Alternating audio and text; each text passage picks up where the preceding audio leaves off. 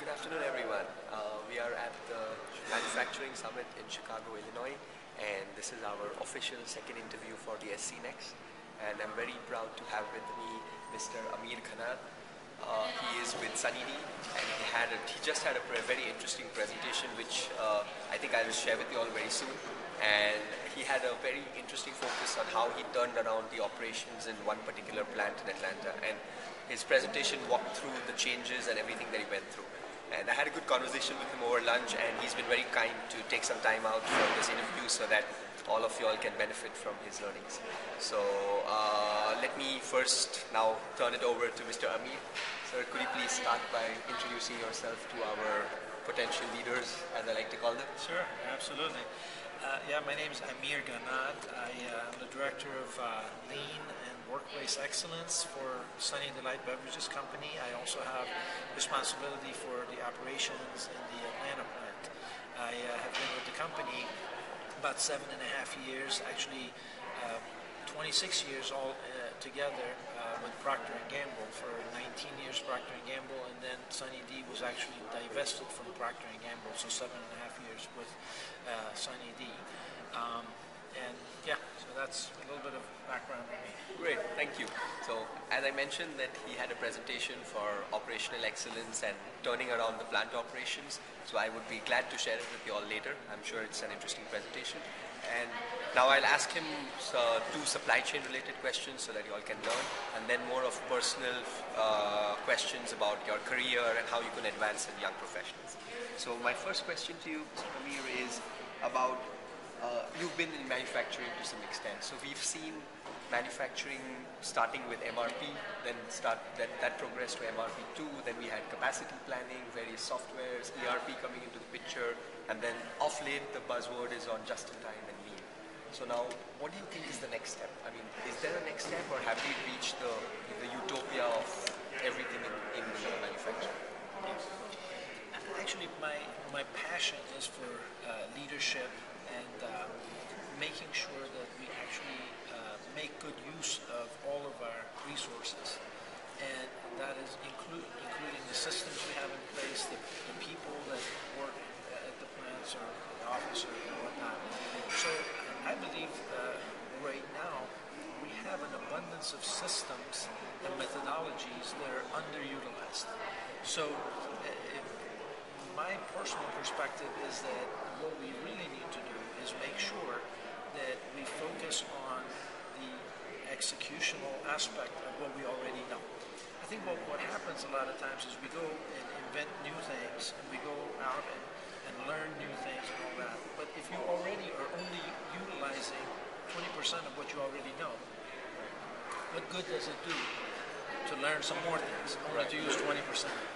So, I don't consider myself the guru of supply chain, but one thing that I do know is that with all the existing tools that are available to me at the plant, Lean and RP and so on and so forth, if I were to go to no other system but just focus in on excellent execution of those, that I would get tremendous gains. Okay. But a lot of times we give up on that. We say, oh, what's that next big thing? I'm only using 10% of this, but what's that next big thing? So to me, next big thing is leadership and excellent execution. Wow, that's a very interesting perspective, I must say. I mean, I agree. And second, so-called supply chain question before we move on is, everyone talks about going lean. That is the buzzword. Lean and Six Sigma, and that's the buzzword. So in your opinion, is there any end to lean, or is it like more of a process where you keep on innovating, going leaner, or is there like an end to which I can look back and say that this is okay, now I cannot go any more leaner, it is not in the best interest of my organization to go more leaner? I got it. So I think depends on what you think about as lean. If you think of lean as a way of thinking and a set of tools and a methodology, I would say there's no end to it. If you think of lean as, well, we want the organization to be lean, we got to have less people and things like that. Obviously, at some point, you might hit a plateau. But to me, even in that sense, if you think of it, even if you're thinking about the results, when you think about lean sort of representing a zero waste type of mentality, there's probably no finish line to that either. So in my opinion, there is really no end to lean per se, because you always have to have that as the foundation of how you run a factory, how you run your business. Right. Constantly looking for waste, constantly eliminating waste, constantly looking for other opportunities. Right. Now, I think what would be sort of the next thing is that if we are only going through the motions, if you don't really truly embrace the idea, but you've been introduced to some tools and you're just going through the motions, at some point you say, well, I used all those tools and they're not doing me any good. Absolutely. So what you've got to supplement that with is, okay, do we have some stretch goals for ourselves that really causes us to sort of pull out some of these other tools and say, what else do we need to do? Right. So again, long answer, but to me, it's there's no end to lean per se, because it is a foundational mindset. It's a set of tools that will always be helpful. Right. That's where I'm at. Oh, okay, great. Thank you for your insight. Sure. And now, one question relating to your career. Yeah. I mean, you had a really long career, I can say. Yes. So, in your particular experiences and challenges, what is the most significant thing? It could be either technical, it could be non-technical, some issue that you faced, and what kind of resources did you use, or what kind of help did you get for solving that problem? You know, I have been around a long time, so 26 years in manufacturing. I've worked in 3 different countries, in Asia, in Europe, and all this. So obviously I've had a lot of different issues, technical issues, process issues that I've solved, and had to get other resources involved. But I would say, excuse me, one that I would like to comment on is not necessarily a specific problem, but the problem of thinking that you already know everything, and you're using the tools that have always worked for you. When you get comfortable with, how to do use the tools that you already know. You know, they say he who's good with the hammer sees everything as a nail.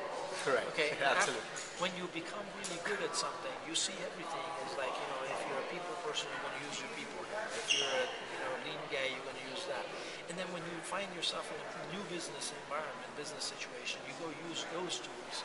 And if they don't work, you use more of them. More of those, right? Absolutely. And so I have found myself, when I've moved from one business to another, I found myself falling into the trap of, I know what to do. This worked before, so I'm going to do that again. So I think what's important, what I have found really useful is you've got to get some feedback from people around you who can tell you, listen, what you're using, these tools are not working. You got to get some straight feedback. Right. A lot of times we look for outside of the organization or other resources, but go to the source of the problem. Right. If the result that you want is not being delivered, right, that is where you want to look to really get an understanding from the people on the front line. What is it that we really need? Because more than likely you'll find that whatever it is you're doing is contributing to the problem, not making it any better. Absolutely. Right. Definitely. I guess that ties in with the presentation that we had earlier, so I think that's a perfect response. And to sum it up, I think my last question for you would be for the future leaders, that is our audience. And leadership to all of us, at least from a young professional's perspective, is something that comes with experience. I mean, it cannot be taught. I mean, there are courses that teach you leadership, but they give you some guidelines, but it's more of a hands-on experience. So for us to experience more of this and to kind of get prepared for leading people in the future and leading processes, leading systems in the future, what would you recommend as certain ways to approach the leadership arena, and how could we learn leadership per se so that we are better embraced for the future? Got it. And as you might guess, this is my favorite question. Absolutely. I am have excited. a certain passion for leadership, developing leadership. And so here's what I would say, is that, a lot of times we go out and try to gain skills and collect tools so that we can use them someday. Right. And so my recommendation to young people who really want to develop their leadership is, don't start with what do I need to become a great leader. go identify something that you are 100% committed to and make it big. Right. Don't pick some small thing and say, you know what, I'm going to set a big, hairy, audacious goal that says I am going to go deliver this. And when you do that, I always say that inside of each one of us, there's an extraordinary leader just waiting to come out. But what's going on is there are things that are getting in the way. So it's extraordinary leadership. Yes, you need some basic skills and all of this, but for the most part, developing extraordinary leadership is not putting something on top of you. Right. It's getting something out of your way. Okay. Okay. Right. So what my advice to young people, particularly who are interested in becoming extraordinary leaders, is don't buy into this whole thing of you got to be around 25 years or whatever. Yeah, sure, experience helps. But you know what? Extraordinary leader is inside of you. There's some things getting in your way, and the only way you get to identify those and overcome those if you really give yourself 100% to a cause that is bigger than you. Okay. And in that sense, then you will find out. If you're deficient in certain skills, you go get it. You go find out. You go learn about it. Right. But that way you do it on a just-in-time basis. Oh, I got to do this. I'm committed to it. And I'm deficient in this skill. I'll go get that so that I can solve this problem, so I can become a better leader. But it's about 100% commitment to something much bigger than you. Okay. Okay. All right. That's a nice way to put it. So, I've heard of this that leaders are born, they aren't created. Is that? I guess that's not a fair idea then. Well, actually, I guess my version of that is it's true. Leaders are born. But I believe every one of us is born that way. But what happens is that stuff gets in the way. If you think about it like this, if I could just share this example with you. Sure, go ahead. If you talk to a bunch of 3-year-olds and you ask them, who wants to be an astronaut? Who wants to invent something? Who wants to be a policeman? They all want to be all of those things. Right. They don't know what's not possible. To them, I can do it all. But by the time people are in their 20s, you go talk to them, and they're very clear what's not possible, what's never going to happen, what they're not good at. They put themselves in a box, and they live that way. Right. And so, it's about understanding what are some of those limiting thoughts that you've had about yourself that caused you to scrap all your childhood dreams.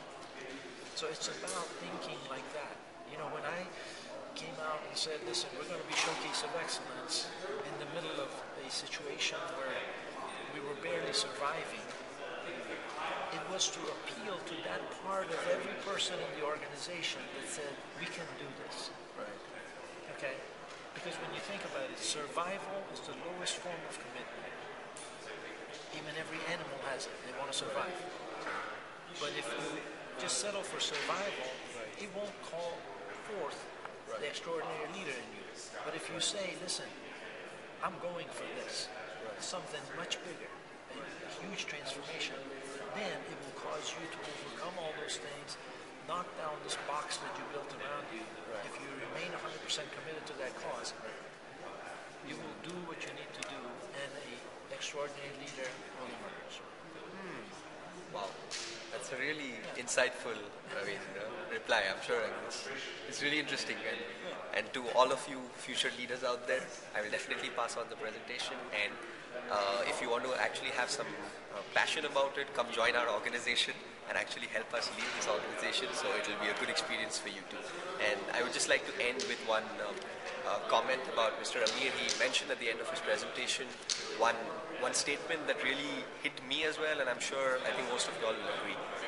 He ended his presentation with a statement which said, I am the one, but it's not about me.